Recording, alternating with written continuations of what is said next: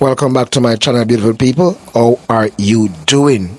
Well, yesterday, Matthew Samuda was sworn in as a member of parliament for North East St. Anne's. Remember that he won the by-election in St. Anne's that wasn't contested by the People's National Party, with only an independent and somebody from the UIC. So big up Matthew Samuda. All of the Jamaica Labour Party people, them, give me some art, give me some art, give me some V-finger, give me some V-finger for the North East St. Anne constituency.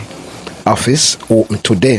So yesterday was a swearing-in ceremony at the Parliamentarians, and today office up and running. No time to gaze.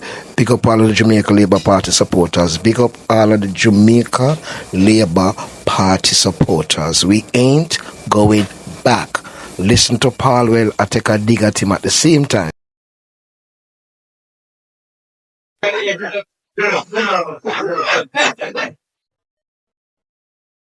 That there's a little resemblance, you know. So, so Mr. Speaker, I believe that he holds a temporary seat, and at this time, but we look forward to seeing him in other places in short order. To his family, particularly his mother and father, his uncle, and other members of the family who are here, I'd like to say thank you on behalf of the people of Jamaica for allowing Matthew to give service to us at a very difficult time in our history, and one which is going to call greatly on him. And he'll have to dig deep into the treasures that you have bequeathed to him in enabling him to perform the way that we expect him to, and we know he will. So, in the words of a former Governor General, Member Samuda, I simply want to say, welcome and happy hunting. Also join in welcoming our newest member.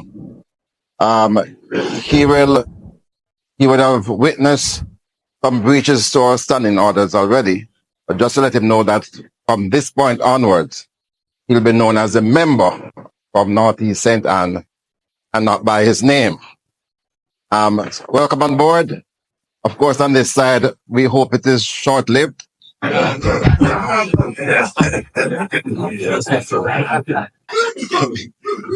you will find that even though we do have some contentious spirits around us, we try to make it as cordial as possible, especially after the sitting. But very importantly, to welcome your family, because sometimes while we are here, it's the family who suffer. And we want to recognize them and to thank them for the support that they no doubt will have to provide during this time. Welcome. See you soon in the battlefield. Member from North East St. Anne, you wish to speak? St. Anne, sorry.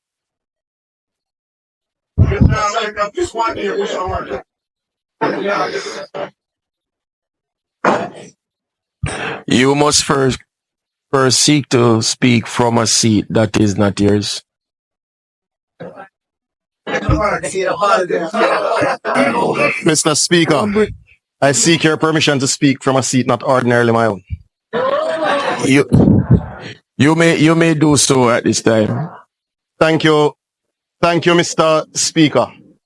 Allow me to acknowledge and thank all members of Parliament from both the government and the opposition side for their very warm welcome this afternoon. But allow me also a moment to thank my family who are here in person, and of course my wife and siblings who had to join online. I also must pause to acknowledge those who have journeyed from St. Anne Northeast. A small fraction of the leadership team of Northeast St. Anne. I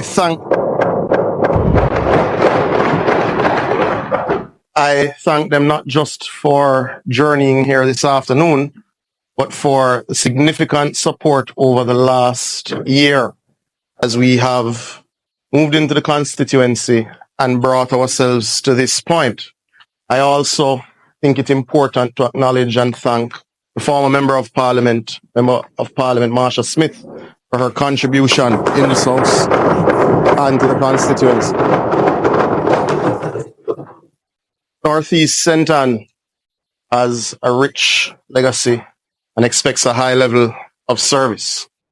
This expectation was set by the late great Member of Parliament, Shahine Robinson.